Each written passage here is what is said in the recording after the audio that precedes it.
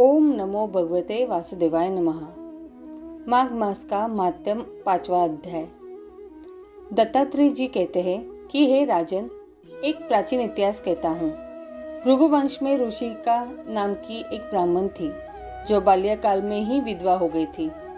वह रेवा नदी के किनारे विंध्याचल पर्वत के नीचे तपस्या करने लगी। वह जितेंद्रिय, सत्यवक्ता, सुशील, दानशीलता तथा तप करके देह को सुखाने वाली थी। वह अग्नि में आहुति देकर उच्च वृत्ति द्वारा छठे काल में भोजन करती थी। वह वत्कल धारण करती थी और संतोष से अपना जीवन व्यतीत करती थी।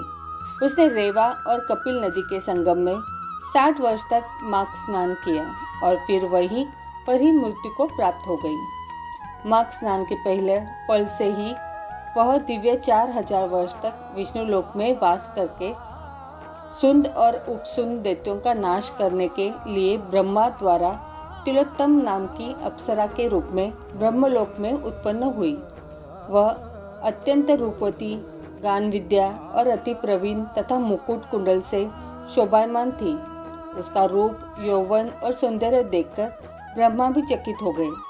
वह तिलोत्तमा रेवा नदी के पवित्र जल में स्नान करके वन में बैठी थी। तब सुंद व उपसुंद के सैनिकों ने चंद्रमा के समान उस रूपवती को देखकर अपने राजा सुंद और उपसुंद से उसके रूप की शोभा का वर्णन किया और कहने लगे कि कामदेव को लज्जित करने वाली ऐसी परम सुंदरी स्त्री हमने कभी नहीं देखी। आप भी चलकर देखो।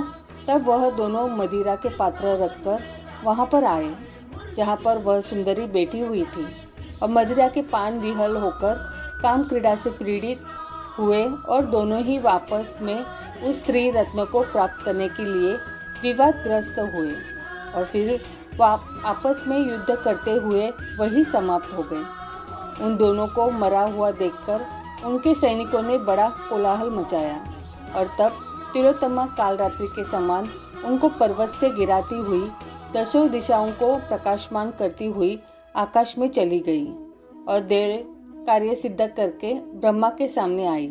तो ब्रह्मा जी ने प्रसन्नता से कहा कि हे चंद्रवती, मैंने तुमको सूर्य के रथ पर स्थान दिया। जब तक आकाश में सूर्य स्थित है, नाना प्रकार के भोगों को भोगो।